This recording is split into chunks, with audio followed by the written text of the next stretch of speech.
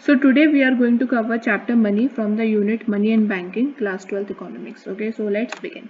So money is basically the exchange system. ठीक है, ये हमें पता है. अब इस exchange system की शुरुआत को देख लेते हैं. It all started with the barter system. So barter system is the exchange of goods for goods. इसका मतलब हम commodity to commodity exchange कर रहे हैं and that's why it is also known as CC economy. Barter system आपका वहीं पर possible है where there is double coincidence of wants. This means the value that अगर मेरे पास मान लीजिए चावल है, ठीक है, और सामने वाले के पास वीट है, तो एकदम इक्वल वैल्यू होना चाहिए, इक्वल रिक्वायरमेंट होना चाहिए. तो that was very very difficult to find क्योंकि वैल्यूज डिफरेंट हो सकती है. It's very normal. So this led to further limitations of the barter system. Lack of double coincidence of wants, lack of common measure of value. इसका मतलब कि कोई भी standard measurement नहीं है. इधर आपका rice, here rice might not be equal to the value of wheat. ठीक है, so there was no standard measurement of value.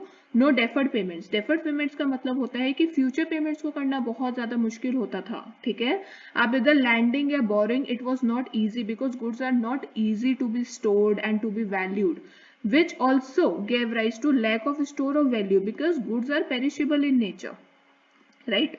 So these are perishable in nature and these also require much effort and time to be stored. So that was a major limitation and a challenge under the barter system. So these limitations were replaced by monetary exchange, that is money. इन सभी limitations को किससे deal किया गया? Money से deal किया गया. So what is money? Money is the medium of exchange. Now let's understand the functions of money. So functions of money can be understood in two ways: primary functions and secondary functions. Okay. So primary functions are the most important functions, इसलिए इनको primary functions बोलते हैं. So primary functions के आपके under आपके दो important functions आते हैं: medium of exchange and measure of value. So money can be used to make all the payments of goods and services. So this is the most essential function, क्योंकि money के होने का मतलब ही ये है कि आप उसे as a medium of exchange use कर सके. Otherwise it's a waste. It's just a metal or a piece of paper, right? So it removes the problem of lack of double coincidence and it makes sale and purchasing independent of each other. मतलब कि अब दो goods एकदम एक दूसरे पर totally dependent नहीं है, वो अब इंडिपेंडेंट हो गए हैं. अब इसकी वैल्यू अलग हो गई, इसकी वैल्यू अलग हो गई. So it facilitates trade. Second most important primary function is measure of value. It means it gave us a common denomination. ठीक है, 10 रुपए का नोट, 20 रुपए का नोट, 50 का नोट, 1000 का नोट, ठीक है, 2000 का नोट. तो इसने हमें कॉमन डिनोमिनेशन दिया and this made exchange ratios much easier to find. Okay, कि मुझे 10 रुपए में 2 टॉफी मिलेंगी या फिर 5 में 1 मिलेगी, तो अब हम आराम से रेशियो निकाल सकते हैं. ठीक है, that's why money is regarded as unit of account. Now secondary functions. Secondary functions are supplementary to the primary functions and they have been derived from the primary functions, इसलिए इन्हें derivative functions भी बोलते हैं. Secondary functions are standard of deferred payment. It means money can easily be used for future payments. ठीक है, it has simplified borrowing and lending and it has also led to the creation of financial institution. This is very very important point. जैसे कि आपका IMF है, world bank है, ठीक है, तो ये क्या करते हैं? ये लोन्स देते हैं नेशंस को फॉर देयर डेवलपमेंट.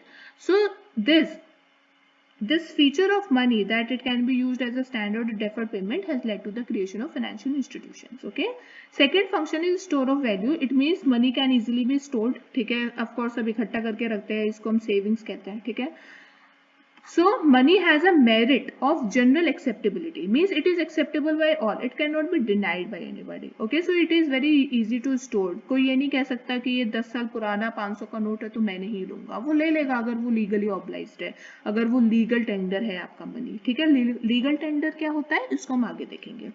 ठीक है, so these are the primary and secondary functions of the money. Now How has money overcome the drawbacks of the barter system? Money ने बार्टर सिस्टम को कैसे ठीक कर दिया? ठीक है, उसने इसको कैसे रिप्लेस किया? तो उसके जो फंक्शंस हैं वही रीजंस हैं. Money as a medium of exchange, measure of value, store of value, deferred payments. So ठीक है, and it carries the merit of general acceptability because it can be stored. So these functions give rise to the broader definition of money, which is very important. Please try to learn it. Money is anything which is generally accepted as a medium of exchange, measure of value, store of value and means for standard of deferred payments. ठीक है, तो basically जो उसके functions हैं वही उन्होंने definition बनाई है. ठीक है, so money can be any commodity chosen by the common consent. अगर आपको गोल्ड टू गोल्ड एक्सचेंज करना है कर लो, सिल्वर टू सिल्वर करना है कर लो, आप कॉइन टू कॉइन कुछ भी करना है कर सकते हैं. ठीक है, तो कॉमन कंसेंट से कोई भी कमोडिटी को आप मनी बोल सकते हो, बट इसके अदर क्राइटेरियाज भी होते हैं, जैसे कि वो गवर्नमेंट के द्वारा ऑथोराइज्ड होना चाहिए, लीगल होना चाहिए. ठीक है, तभी वो एक मीडियम ऑफ एक्सचेंज बन सकता है. So now let's see the legal definition of money. So money is what the law says is money.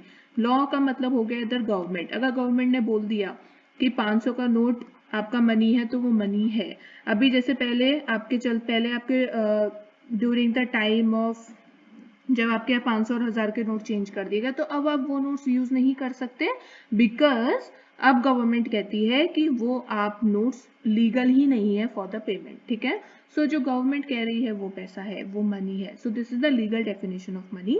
Legal definition of money can be understood in two ways, legal tender money and non legal tender money.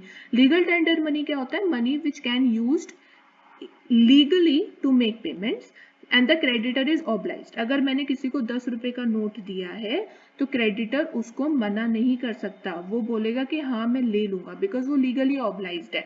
And this money is legal in nature, it is authorised by the government of India.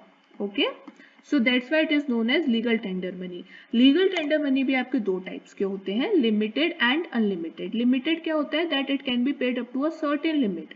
For example coins, coinage act 2011 हमारा कहता है कि आप 1000 रुपए तक coins में payment कर सकते हो. उसके बाद the person can deny, person मना कर देगा कि मैं इतने सारे कॉइन्स का क्या करूंगा और इतने हैवी भी है. ठीक है, तो basically under limited legal tender money you can pay amount up to a certain limit, but unlimited में कोई लिमिट नहीं है. फॉर एग्जाम्पल पेपर नोट्स आप कितना भी पेमेंट कर सकते हैं. Second is non legal tender money. It is an optional money. इसका मतलब वो एक्सेप्ट किया जाता है बट कोई भी ऑब्लाइज नहीं है उसको एक्सेप्ट करने के लिए. फॉर एग्जाम्पल चेक्स, आप मना कर सकते हो कि मुझे चेक्स में नहीं कैश में पेमेंट चाहिए.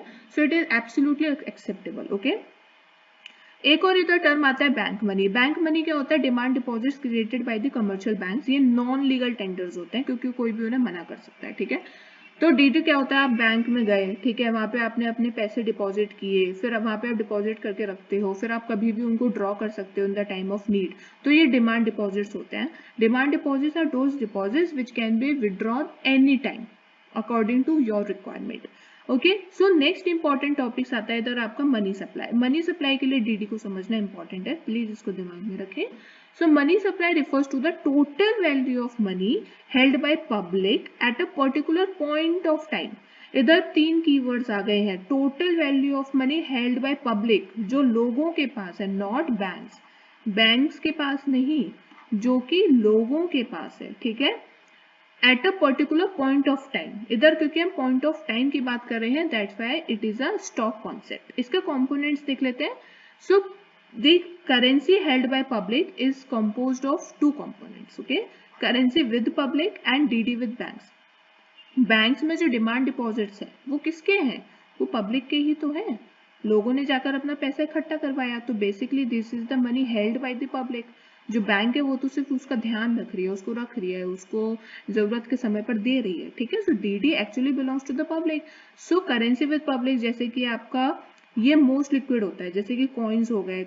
आपकी जेब में अगर कोई भी नोट है तो वो आपकी करेंसी है. ठीक है, so that is the most liquid form of money. Fiat money, legal tender money, these all comes under the currency with publics. then DD with banks, इसमें ओनली नेट डीडीज आते हैं. इसका मतलब कि बैंक के पास जो है, अगर एक बैंक ने दूसरे बैंक में कोई भी ट्रांसफर किया है या फिर कोई भी डिपॉजिट कराया है तो वो इंक्लूड नहीं होगा क्योंकि वो बैंक टू बैंक है. हमें इधर करेंसी हेल्ड बाय पब्लिक ही देखना है.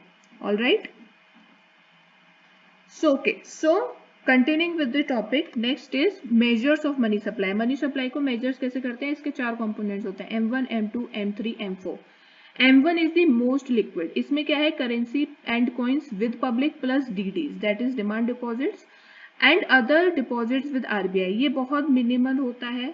ठीक है, ये मिनिमल होता है तो इसकी ऑलमोस्ट नील वैल्यू होती है, ठीक है। तो इसके में जो मोस्ट इंपॉर्टेंट कंपोनेंट्स है वो यही दो है, currency and coins with public and DDs, and this is most liquid in nature, so please don't forget these two terms, very important, यहीं से सारी कहानी की शुरुआत होती है। Then we have M2. M2 is a broader concept than M1. M2 में क्या आएगा आपका, M1 तो आएगा ही। Then saving deposits with post office savings bank, जो पोस्ट ऑफिस में लोग सेविंग बैंक्स खुलवाते हैं उनके सेविंग डिपॉजिट्स भी इसी में आते हैं। अब हमने इसको अलग से क्यों इंक्लूड किया, क्योंकि डीडीज में ये इंक्लूड नहीं होता, DDs are held with banks, right, and these are held with post office, that's why इनको अलग से लिखा गया है। तो M2 has been derived from M1.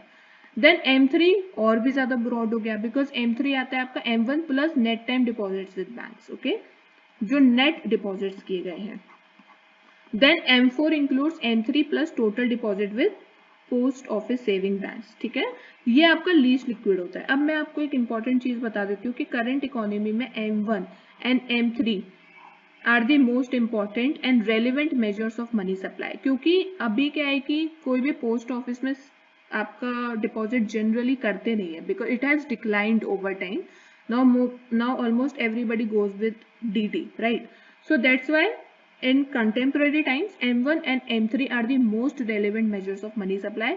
M2 and M4 are also important, ठीक है। देन M3 को क्या कहते हैं, M3 को aggregate monetary resource of the society कहा जाता है। M1 and M2 are the narrow money supply concepts, whereas M3 and M4 are broad M3 and M4 इसलिए हो जाते हैं क्योंकि इसमें आपके नेट टाइम डिपॉजिट्स और total deposits are also included, so that's why they are broader in nature. Clear होगा। Then there is a little concept, small concept है about high powered money. High powered money क्या होता है, money produced by the RBI and the government. जो भी RBI और government आपका money produce कर रही है वो है आपका high powered money. So this is basically the currency held by the public and currency reserves with the banks, ठीक है।